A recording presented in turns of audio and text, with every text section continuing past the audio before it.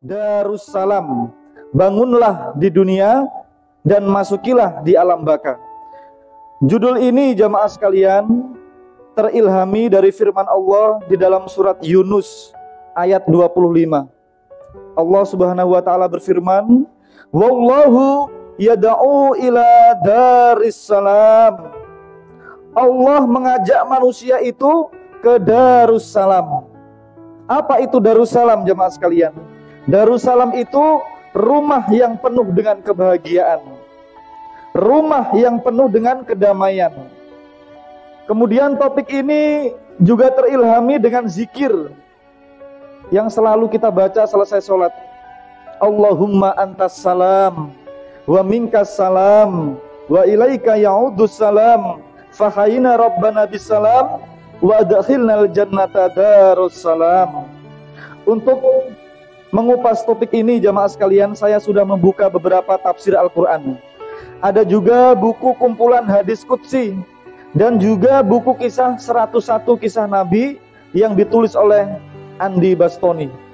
Hadirin sekalian, ketika Rasulullah meninggalkan Mekah menuju Madinah, ini adalah perjalanan yang melelahkan plus menegangkan karena taruhannya adalah kematian waktu Rasulullah hijrah. Ketika sampai di Madinah, subhanallah, penduduk bersorak-sorai, senang, bergembira menyambut kedatangan Nabi. Karena kerinduan yang selama ini, nama Muhammad yang selama ini dikenal belum pernah dilihat wajahnya. Sampai ada orang yang harus memanjat pohon kurma jamaah sekalian, ingin tahu wajahnya Rasulullah. Ada yang memanjat rumah dan seterusnya. Mereka senang atas kedatangan Nabiullah Muhammad. Hadirin sekalian, ketika Rasulullah disambut sekian banyak orang, Rasulullah menyampaikan pidato. Dan pidato inilah yang pertama kali disampaikan Rasulullah ketika sampai di Madinah. Pidato itu diceritakan oleh sahabat Nabi yang bernama Abdullah bin Salam. Memang hadis ini unik jamaah sekalian. Yang menceritakan Abdullah bin Salam, isinya tentang As-Salam, isinya tentang Darussalam, dan yang menyampaikan adalah Abdullah bin Salam. Jadi Nabiullah SAW berpidato, "Ya ayyuhan nas, wahai manusia." Nabi tahu bahwa yang ikut menjemput itu ternyata tidak hanya orang muslim. Maka panggilannya ayyuhan nas, wahai manusia. Afsyus salam, sebarkan salam. Tidak hanya assalamualaikum, tapi sebarkan rasa bahagia. Tularkan virus bahagia itu. Kemudian pesan yang kedua, wa at'imut ta'am. Bebaskanlah manusia dari kelaparan. Wasilul arham, rajut yang kuat, silaturahmi. Nasihat yang keempat, wasallu billaili wan nasu niyam. Salatlah tengah malam ketika orang tidur dalam kenikmatan. Perkiraan Nabi itu betul jamaah sekalian. Ternyata tidak hanya orang muslim yang hadir. Ternyata di antara yang hadir dalam pertemuan itu adalah orang yang namanya Husain bin Salam. Husain bin Salam. Siapa dia? Dia adalah pendeta Yahudi paling senior. Kenapa Husain bin Salam tertarik sampai berlari-lari menyambut Rasulullah? Karena Husain bin Salam seorang pendeta Yahudi senior. Beliau membaca di kitab Taurat tertulis bahwa ada manusia yang namanya itu Muhammad.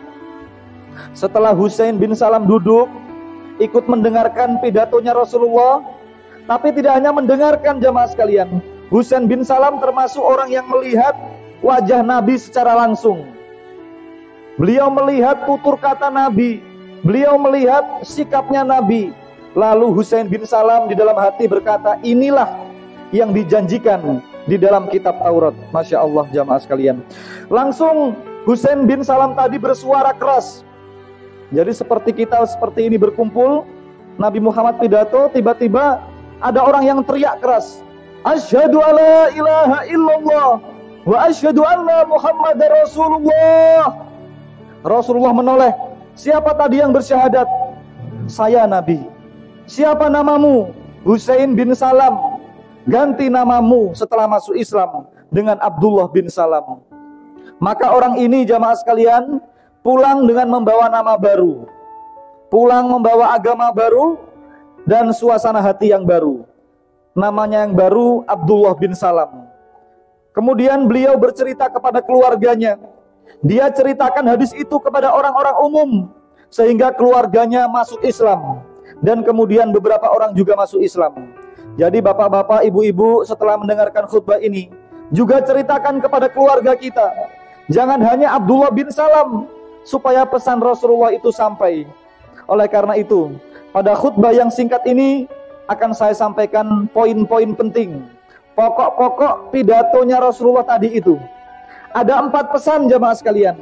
Ada 4 pesan, kemudian 3 pesan berbicara soal bagaimana kita hidup seharusnya di tengah-tengah masyarakat, di tengah-tengah manusia.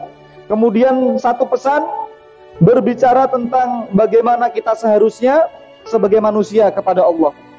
Jadi pidatonya Nabi Muhammad tadi ada 4. 3 mengenai hablum minannas, 1 mengenai hablum minallah. Hadis ini sudah bisa kita simpulkan jamaah sekalian, bahwa untuk mengatur hubungan dengan Allah itu tidak sulit. Yang sulit itu adalah mengatur hubungan kita kepada sesama manusia. Yang pertama, pesan Nabi Muhammad yang pertama adalah afsyus salam. Afsyus salam. Sebarkanlah salam. Sebarkanlah rasa damai. Sebarkanlah rasa kebahagiaan. Di mana? Di mana kita harus sebarkan itu? Yang pertama, dari keluarga kita dulu jamaah sekalian. Sebarkan salam, sebarkan kedamaian. Yang pertama dari keluarga kita dulu. Kita hadir di tengah keluarga kita harus menjadi sumber kebahagiaan. Di dalam rumah tangga, di dalam keluarga, kita harus menjadi orang yang membawa kebahagiaan, menjadi sumber kebahagiaan, bukan menjadi sumber kesedihan. Bahagiakan keluarga kita dulu, baru yang kedua, sebarkan rasa damai kepada masyarakat umum. Hadirin sekalian, Nabi Muhammad tidak hanya menyuruh, Nabi Muhammad tidak hanya berpidato, tapi Nabi Muhammad memberi contoh dalam kehidupan sehari-hari. Jadi jamaah sekalian, akhlak yang kita tampilkan itu memiliki power, memiliki kekuatan lebih mengesankan daripada 1000 kali ceramah yang kita sampaikan di mimbar-mimbar ini. Jadi bukan cuma pandai ceramah, pandai pidato, yang paling menentukan adalah akhlak kita yang kita tampilkan. Mulai dari keluarga kita, kemudian masyarakat umum. Itu pesan Rasulullah yang pertama jamaah sekalian. Sebenarnya kita sedang berbicara kalau kita ingin memasuki surga Darussalam, maka kita harus bisa menjawab sendiri, sudah berapa banyak orang yang kita berikan kesempatan untuk menikmati Darussalam tadi, kedamaian, kebahagiaan.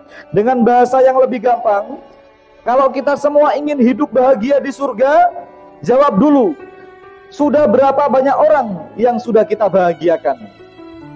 Jadi itu rumusnya. Jadi kalau kita ingin hidup bahagia di surga, maka bahagiakanlah banyak orang. Mulai dari keluarga kita, mulai dari orang-orang di sekitar kita. Yang kedua pesan Rasulullah jamaah sekalian, wa ata'imut ta'am, berikan makanan. Dalam bahasa lain, bebaskan manusia dari kelaparan. Kalau ada orang kelaparan, ada orang susah, tamu dari jauh, kalau kita ada makanan, mari kita berikan makanan.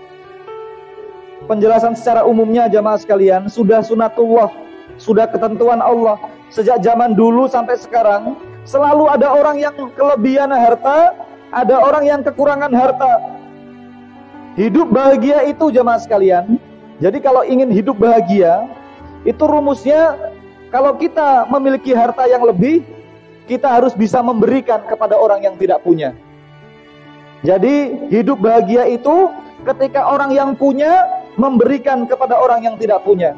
Silakan Bapak Ibu jadi orang terkaya. Tidak ada satupun larangan di dalam Al-Quran untuk melarang orang jadi kaya dan membatasi kekayaan. Tidak ada. yang ada hanya satu, zakat, zakat, sedekah, sedekah. Jadi kekayaan itu bukan untuk kepentingan pribadi kita, tetapi kekayaan itu adalah untuk membebaskan manusia dari kebodohan, kemiskinan, penderitaan.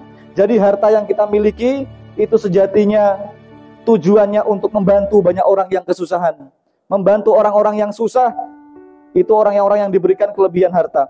Kemudian nasihat Nabi Muhammad yang ketiga, wasilul arham, bangun silaturahmi, bangun silaturahim yang terbaik. Di mana itu? Rumusnya tadi, yang paling pertama dari keluarga kita dulu. Jangan kita baik dengan orang lain, dengan keluarga kita tidak baik. Jadi bangun silaturahim yang terbaik dengan keluarga kita, kakek, nenek, paman kita. Kalau orang Sulawesi bilang papa adik, mama adik, semua yang masih kawanua dengan kita. Jadi kita bangun silaturahim yang terbaik dari keluarga kita dulu. Hubungan suami istri yang baik, dengan anak yang baik. Coba kita perhatikan jamaah sekalian, di berita-berita ada anak-anak yang nakal. Bahkan setiap ada kasus masalah anak itu, coba kita pelajari bagaimana itu bisa terjadi. Sebab jamaah sekalian, anak kita semua itu, anak kita itu adalah produk keluarga. Produk keluarga. Jadi kalau ada anak nakal, kebanyakan orang tuanya juga nakal. Itu berita-berita kasus-kasus pembulian, ya, pembunuhan, mutilasi. Itu rata-rata anak-anak muda itu karena dia melihat di keluarganya orang tuanya melaksanakan kekerasan. Ada anak durhaka, tapi juga banyak orang tua yang durhaka. Jadi sekali lagi, anak kita itu adalah produk dari keluarga kita. Maka mari kita bangun kebahagiaan, kedamaian, silaturahmi tadi. Yang pertama di keluarga kita. Dan yang terakhir jemaah sekalian, wasallu billaili wan nasu niyam. Salatlah tengah malam. Salatlah tengah malam ketika orang tidur dalam kenikmatan. Salat malam atau salat tahajud itu jemaah sekalian, itu wajib untuk Rasulullah. Tapi untuk kita umatnya sunnah. Sekarang Rasulullah diwajibkan Allah untuk tahajud karena Rasulullah waktu itu sebagai pemimpin. Maka sekarang siapapun yang jadi pemimpin, wakil rakyat, level apapun, pemimpin keluarga, pemimpin perusahaan dan sebagainya, kita disuruh sholat malam, disuruh memperbanyak tahajud, minta bantuan Allah supaya tetap di jalan yang lurus, minta ampun kepada Allah subhanallah. Jadi kalau kita bangun jam 2, jam 3, jangan cuma buang air kecil. Itu pertanda kita disuruh ambil air wudhu, sholat 2 rakaat, merenung, banyak istighfar, berdoa kepada Allah. Merenung, aku ini siapa sebenarnya, bimbinglah aku ya Allah, dan sebagainya. Dan sekali lagi jamaah sekalian, mari sebagai penutup kita selalu menghayati zikir kita. Allahumma antas salam. Apa artinya itu? Allahumma antas salam, ya Allah, Engkau adalah sumbernya kebahagiaan, Engkau adalah sumber keselamatan. Wa minkas salam, kami mohon kepadamu ya Allah keselamatan dunia dan akhirat. Keluarga kami, anak cucu kami mohon kebahagiaan darimu ya Allah. Wa ilaika ya'udus salam, kami mohon ya Allah, kami besok kembali dengan salam, dengan kebahagiaan, dengan senyum. Kami kembali dengan husnul khotimah, kami kembali dengan senyum, Engkau menyambut kami dengan senyum.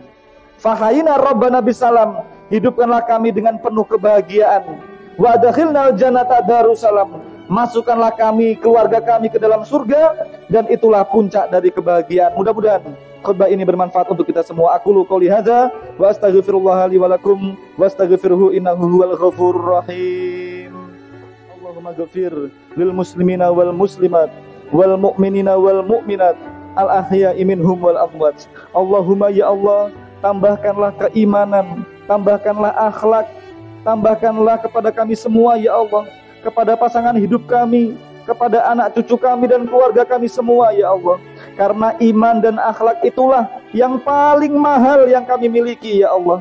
Iman dan akhlak itulah yang menentukan masa depan kami. Allahumma ya Allah, berikanlah kami kekuatan dan bimbingan untuk menjalani kehidupan ini ya Allah. Karena kehidupan di dunia ini harus kami lewati. Allahumma ya Allah, selamatkanlah perjalanan kami menuju akhirat. Karena kehidupan akhirat itulah yang kekal dan abadi. dan itulah yang pasti akan kami alami. Allahumma ya Allah, terima kasih Engkau masih memberikan kami kesempatan umur sampai hari ini. Kami masih bisa sujud, kami masih bisa istighfar ya Allah. Maka jadikanlah setiap hari bertambahnya umur kami, bertambah pula iman kami, akhlak kami dan ibadah kami. Allahumma ya Allah, jangan dulu wafatkan kami ya Allah, sebelum dosa-dosa kami yang besar yang kecil sudah Engkau hapuskan semua ya Allah.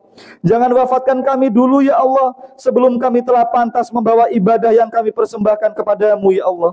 Jangan wafatkan kami dulu ya Allah, sebelum kami sudah bisa melihat anak cucu kami semua mandiri, bahagia dan berakhlak mulia. Rabbana atina fid dunya hasanah wa fil akhirati hasanah wa qina adzabannar walhamdulillahi rabbil alamin.